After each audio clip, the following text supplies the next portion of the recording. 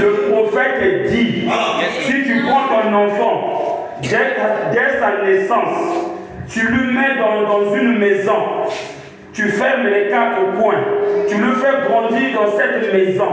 Cet enfant n'a jamais contacté le monde, n'a jamais parlé avec qui que ce soit. Il est resté que dans cette petite maison jusqu'à ce qu'il soit grand. Frère Branham dit, s'il meurt, il va aller en enfer. Amen. Amen. On a dit pourquoi il dit, parce que par sa naissance, il est déjà condamné. David a dit, je suis né dans le péché. Donc quand nous naissons dans le péché. En venant au monde en disant les mensonges, on nous enseigne jamais à mentir. Mais les enfants mentent. C'est parce que c'est la nature du péché qui les réclame. Mais pour que ces enfants-là, ces personnes-là aillent au ciel, il faut qu'il y ait une autre naissance. Qu'on appelle la nouvelle naissance. Alléluia.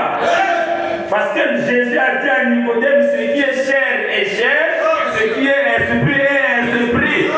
Ce qui est chair est condamné, ce qui est esprit n'est pas condamné. Donc tu es né dans la chair condamné, il faut naître aussi en esprit pour la liberté. Dieu t'amène. Et la parole de Dieu, c'est la seule chose qui peut nous donner la grâce de vaincre. Le prophète a dit, pour vaincre, il faut écouter la parole.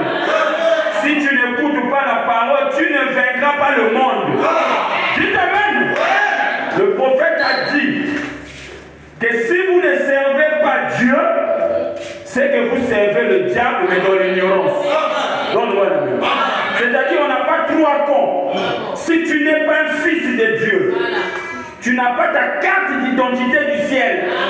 Tu n'es pas reconnu dans le royaume. Il faut savoir que tu sers le diable dans l'ignorance. Les francs-maçons servent le diable, ils sont conscients. Mais les soulards et les petits voyous là, ils servent le diable dans l'ignorance. Parce que ceux-là n'ont pas signé des pactes avec Satan. Mais ils sont là dans le voyoutisme, c'est des instruments de Satan, mais sans salaire. Donne-moi la main. Donne-moi la main. Mais les autres, les francs-maçons, ils ont des salaires. Et ils ont signé un contrat. Mais par contre, d'autres sont dans l'ignorance. Maintenant, ceux qui sont dans l'ignorance, si vous écoutez la parole, c'est là où vient ta délivrance. Parce que la Bible dit la crainte de Dieu, c'est le début de la sagesse. Dès que tu écoutes la parole, voilà la conscience se réveille. Dites Amen. Et ce message est venu pour nous ramener à l'Éden. Adam nous a condamnés, il nous a fait sortir de l'Éden. Le Seigneur Jésus vient nous délivrer pour nous ramener à l'Éden. Reçois ta délivrance au nom de Jésus. Moi, je crois que la parole, quand ça sort, ça ne peut pas repartir sans effet. Il faut que ça accomplisse le but pour laquelle c'est sorti.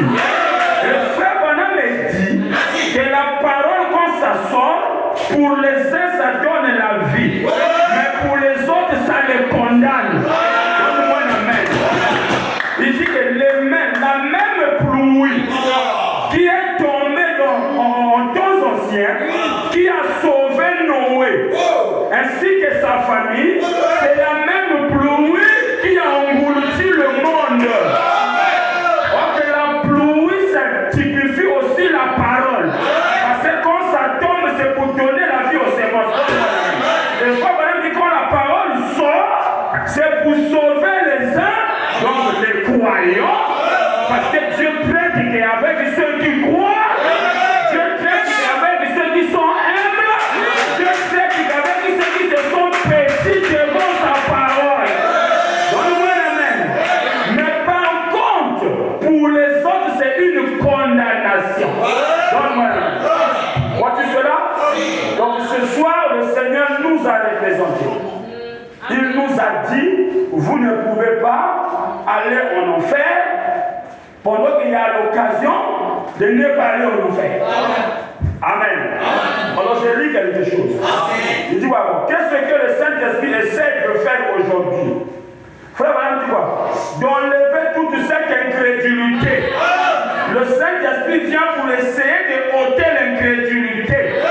Je vous ai dit le mercredi que le péché le plus terrible, c'est l'incrédulité. Dieu ne te tient pas pour responsable parce que tu fumes. Non. Il ne te tient pas pour responsable parce que tu as commis l'adultère. Non. Il ne te tient pas pour responsable parce que tu es impudique. Non. Il te tient pour responsable parce que tu es incrédule à sa parole. Quand sa parole vient, tu boudes, tu refuses. Là, Dieu te tient pour responsable. Parce que l'incrédulité, c'est la seule chose qui peut t'empêcher à recevoir la vie éternelle. Amen. Dieu aime les pécheurs. Mais il est le péché. Et on a dit à frère, madame, le péché c'est quoi? Je vous avais dit ça. Le péché c'est l'incrédulité. Voilà pourquoi le diable, comme il est incrédule,